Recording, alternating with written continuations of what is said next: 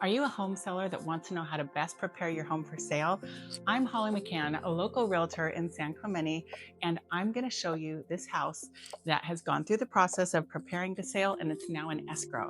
So I'm going to show you some pictures of what it used to look like and what it looks like now and how to best prepare your home for sale with this. So in this home, we're standing in the living room, and you can see in the second picture here what it used to look like. We reduced the amount of furniture in here because usually less is more. However, we didn't want to spend the money on professional staging. This was the one room that I felt could have benefited from a professional staging situation with like a sofa and things, but rather than spend the money for one room of staging, because that's all we needed, we went ahead and worked with some of the seller stuff, and these are my own chairs from my house. Every once in a while I bring my own things, so just having a really minimal setup. It's not like the perfect living room, but it's certainly good enough for showing the home. When we move over here to the dining room, this is the homeowner's table and chairs, and this looks great. We also went through an iteration with the seller's buffet, I'll call it. It was a big piece of furniture right here. We relocated it from the front hallway. In the front hallway, it just crammed and made that entryway feel smaller than it is, because it's a pretty nice grand wide entryway that feels luxurious. So we moved that buffet from there to here. So as you can see that in the photo, but they're actually in the process of being mostly moved out. So they have packed up more of their belongings since we went into escrow and moved it to the pods for storage. So it was better here than in the front hallway, but it's even better without it. You always want to show your home to be as spacious as possible. So think smaller furniture, not the extra stuff, not the buffets, not the china cabinets. Like the more of that stuff you can get out, the better. So let's take a walk over here to the kitchen. Now in the kitchen, they did a beautiful remodel job. I'm super impressed, and I love their countertops. Everything is really gorgeous. We did have a few accessories on the counters before, as you can see in our little pictures here. If I was here to show the home today, this is a good thing to remember as a home seller. Hide your sponge. Just take the sponge and hide it under the sink if possible. I would hide any little dish scrubbing things. And if your soap is cute like this, leave it out. If in doubt, just hide it. But it's ideal to have a few things on the counter. You can have a few appliances, maybe a coffee maker, a cute little stand with some, wooden spoons and things in it. But initially, the homeowner had a lot of stuff because she is a great chef. So she had a lot of her cooking tools out, and I'm like, we need to hide that because we want the potential buyer to see their own items in here and not yours. You want them to visualize, oh, that's where I'm going to put my Keurig. Oh, that's where I'm going to put my Vitamix, all those little things. So you want to leave it like that.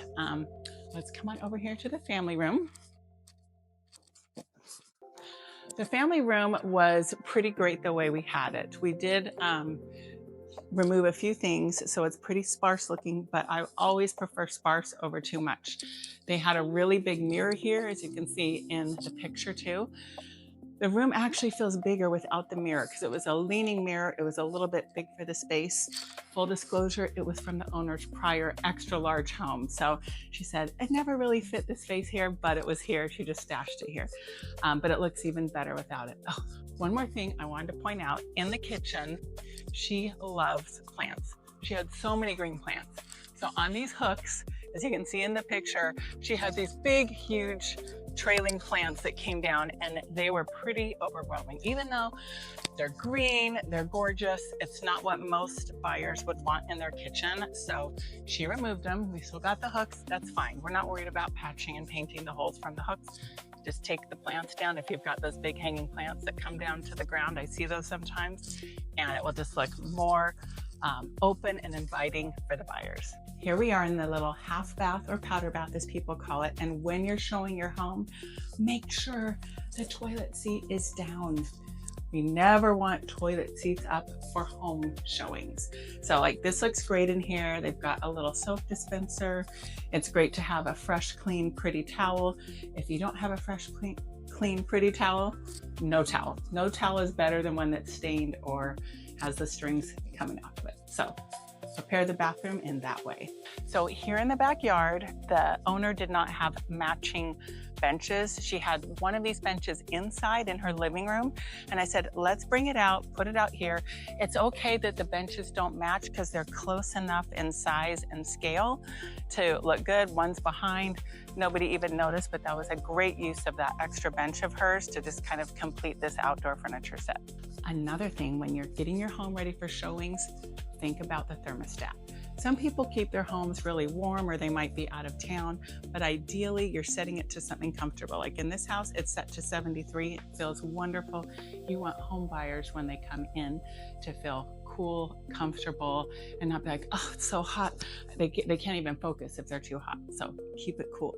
Here in the primary suite, we made a few changes. There used to be a makeup vanity table right here that really didn't match the rest of the style of the furniture. So the homeowner went ahead and got rid of that. Additionally, it opened up more space.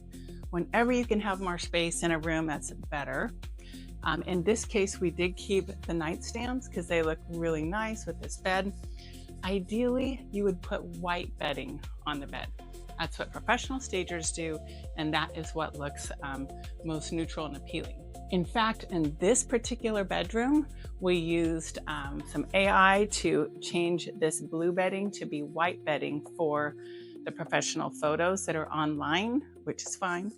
It's not a big deal that there's different looking bedding in the photos, and it just made it look a lot more fresh and modern. So if you're buying bedding for a staging situation or selling your home, get white, and multiple layers of pillows is ideal too. So I usually do two pillow, like a regular bed pillow, the decorative pillow, and then maybe another decorative pillow in the front. So 4 big pillows and a little one if possible.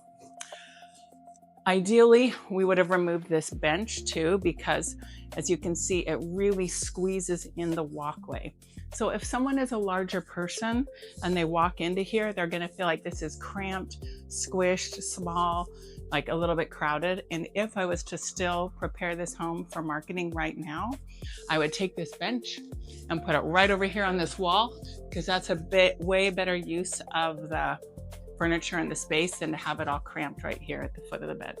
In the primary suite bathroom, for the shower, they used to have a lot of shampoo bottles and soaps and things, and that big bench, there was plenty of places to put things.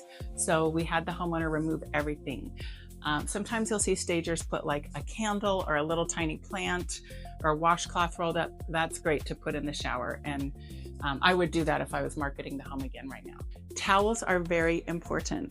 The homeowner's towels were, we'll just say, a little bit, used and loved. So I brought a plain white fresh towel. You can buy these at Costco for $7 usually. And what a nice difference versus having like a faded or worn towel with strings on it. You get a plain, fresh white one.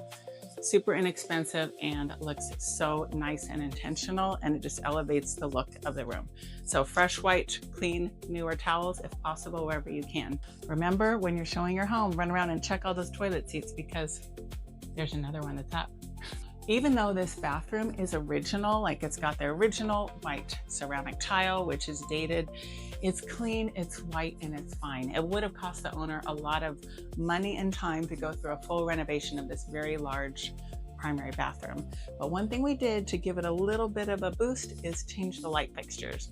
Those are probably about $100 each, and that made a big change to make the bathroom feel newer than it is. Another thing that you might not think of is if you have one of these nice outdoor decks, you've got to remember to sweep or leaf blow off the leaves off the deck so it looks fresh and pretty for the showings. And when it comes to a laundry room, I know we all have soaps and things all around, and in this case, there's a towel. So remember to tidy up the laundry room too, because people do look at them. Sure, you can have your soap and stuff, just have it be a little organized and neat. And if you have space to hide it, even better, but if not, it's okay. People know that you're living in your house. They don't expect it to be a model home, but the more you can make it look like a model home, the better. So one of the rooms is being used as a home office, and this is perfect staging for a home office. You want it neat, tidy, clean. Certainly don't have any private documents laying about. hide all your papers, and just make it as clean, neat, and minimalist as possible. The homeowner had this little plant in another part of the house, but I thought that's the perfect accessory for this little linen cupboard area. You want something on here, definitely not any personal photos, but just a little plant, candle, something like that, just to make it look like you remembered and cared about it. It's also ideal to get your home deep cleaned. If you're a deep cleaner, great. If you're not, hire a professional because it's really nice, especially when it comes to a stove. You want to have the stove sparkling, shining, and beautiful. Someone's living here and cooking, so I have no judgment if it's not perfect, but it really was perfect when we had it set up for showings initially before the first open house. So professional cleaning, and also make sure you've removed any personal photos anywhere in the house, because when a buyer walks in, you don't want them to feel like they're in someone else's house. You want to envision their own family photos throughout the house. So to get my full complete guide on how to prepare your home for sale, get the link below and get my free PDF download, and you'll get all my tips. And for any questions, contact me right away. My phone number and email are below, and I'd be happy to help you with your home sale questions.